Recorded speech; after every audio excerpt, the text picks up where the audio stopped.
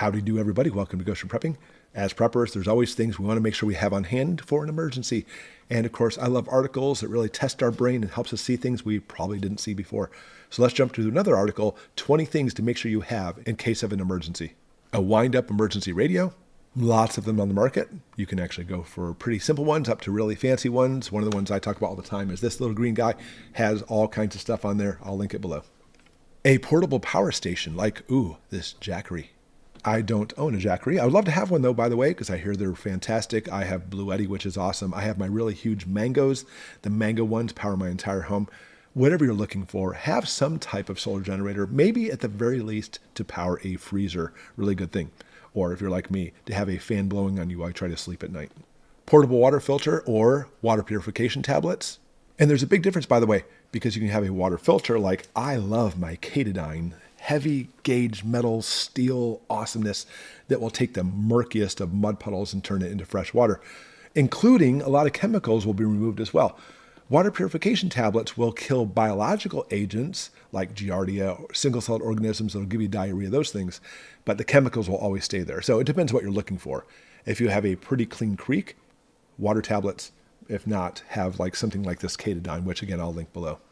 A first aid kit, that's pretty clear. Just make sure you have a good one for all kinds of scenarios. A bottle top propane stove. And I've had the same model for years. I actually use these little top ones, but you don't have to. Have some kind of cooking source. In fact, propane's always good. It's only going to last so long. I like having also maybe a little stove. You can put little pieces of wood and stuff in there. This summer I'll model some different options so you can see some of the different options you do have to be able to keep things cooking. Emergency food like pills and Himalayan salt. Not saying that's bad, but obviously, you want to have lots of emergency food, a lot of diversification, lots of canned food. Even if you want to buy freeze-dried food, it's good. It's a little more on the pricey side. But stockpile what you eat. That's the key. An emergency thermal blanket. An emergency blanket for sure. I mean, you'd be surprised how much heat they keep in, but they are pretty thin. I would recommend having a sleeping bag or possibly even just a bivvy. These work really well in setting up like a tent or a sleeping bag so that way you can stay warm or possibly even have both.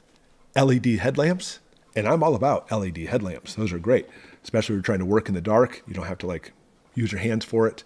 I still have flashlights like the rechargeable ones that my emergency solar generator can power. Have lots of different types of power sources and different types of lights to be able to keep things going because you know what? Fumbling in the dark is just not fun.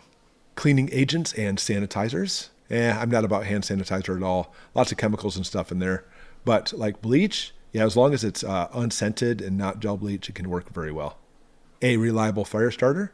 So many different things you can do. I like making my own. I like using like cardboard egg cartons with some lint and wax.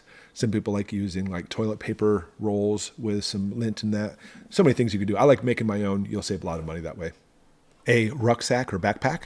Very good. You'll never know when you need one. I always make sure you have one that has a waist strap too. It helps distribute the load. But you know what? Your size and everything, you'll have to look at maybe 20% of your weight with all the gear inside of it. But find one that's comfortable for you. Personal medication and prescriptions that are ready to go. And you have to have your emergency prescription medications for these cases, but even just over the counter, like ibuprofen or Tylenol, something like that to be able to kill pain, you'll never know when you may need that kind of stuff. A multi-tool. Oh, yeah, definitely multi-tool is very good. I always carry knives with me and stuff too, but having some tools to be able to get things done, yes, A+. Rechargeable batteries. I'm not saying no on rechargeable batteries. They definitely have their place. Personally, I like buying rechargeable items, and that way my solar generator can charge those things up instead of just batteries, but that's just me. Water storage. Everybody will tell you 1 gallon per person per day. However, we live like this up here sometimes. I would try to shoot for at least 1.5 or 2 gallons per person per day. And I always say if you get one of those giant 55-gallon drums, holds 55 gallons, that's about a month's supply for one person. Local maps. And of course, GPS electronics may go down. That is a very, very real possibility, by the way. And you can get local maps for free. Just go to your local traveler's bureau or touristy places or a rest stop, and they almost always have maps you can have for free. Hand warmers? Absolutely not. Listen, I'm not saying they're not comfy. They are nice. But honestly, I'd rather invest in having like more layers as far as even just like some fleece jacket or something.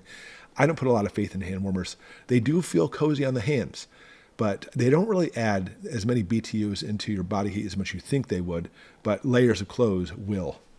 An emergency whistle, especially if it has a nice little compass with it, why not? And finally, saving the best for last, I guess, emergency glow sticks. I'm not going to lie, I like glow sticks. But, I find they don't really last very long. They don't put out a lot of light, and it's just one extra thing you have to carry. Personally, I'd rather carry rechargeable flashlights or headlamps or something, but that's just me. But you know what? There's 20 things you can look at, possibly adding to your stockpile, adding to your essential equipment. What would you add to that? Put it in the comments below. And as always, everybody, thanks for joining us, and we'll see you next time.